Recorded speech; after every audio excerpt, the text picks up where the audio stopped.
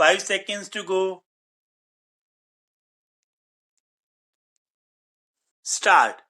People in rural areas find that there are no health facilities available to them and their children may die due to lack of it.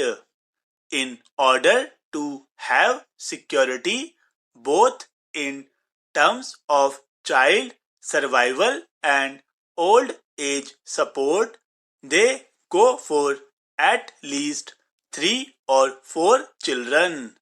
The better off in the society, however, can take greater care of their children because of being sure of getting all the medical care that science and technology can provide them in today's world. In the name health care being the responsibility of the society or the state, we are actually leaving poor rural folks to their own fate. We should not forget that we have given them freedom to live as they like. It is a nation where we have given right to every individual, whether literate or illiterate, poor or rich, that he will not only decide about himself, but he will also decide the course of history for all of us. If more than 50% of population is below poverty line, if more than 50% people are illiterate in this country, what is going to happen? What will be the psychological impact of this section of the society on others and the leadership? The other related question for human capital build up in the nature and quality of the educational system. We need to question ourselves as to how far we have been able to improve and reform the educational system which was handed over to us by the British. In spite of a large number of studies, reports of committees and high power commissions and their recommendations, the educational system in the country in essence continues to be the same as it was during the colonial phase of Indian history. We have yet not reformed the system to be the one which could promote professional competence or help the youth to think independently, and that too in terms of immediate community and national interest. The educational system needs to be thought of in a different manner than what has been the case so far. Spread of education is closely associated with population control. This has been amply demonstrated in Kerala, which has the highest literacy rate and the lowest rate of population growth.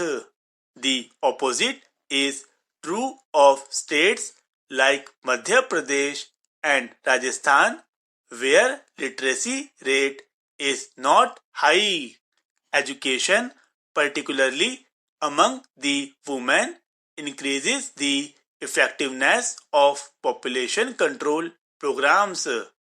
To build human capital of excellence has therefore to be the primary concern of a purposeful population policy. Education of women is particularly important, and this aspect of education is lacking in our country. If women are educated, they can take better care of their children and play a great role in making them healthy, useful, and intelligent citizens. I shall like to emphasize that we should arrange to provide to every child, whether a boy or a girl, a free and compulsory education up to the age of 14 years as an urgent national endeavor as given in the directive principles of the Constitution. Providing education and health care to all children means that they grow into a healthy young man and young woman who would expect productive jobs in order to lead a life of dignity. Here comes the problem of employment. With the advancement of technology and the associated luxury and comfort that people are enjoying in many parts of the world, we are also aspiring to have the same facilities in our lives. But I know that all the indigenous methods that were providing jobs to millions of our people, though are not enough to provide a comfortable life, can at least give them sustenance. This employment to millions is being threatened by technology. Since survival is the basic instinct of human beings, people are not bothered about what will be the future of India or whether they will have the comforts and benefits of technology. They are simply interested in survival. As long as a large section of population is just struggling for survival, we cannot pull out from them the indigenous employment facilities that gave them sustenance.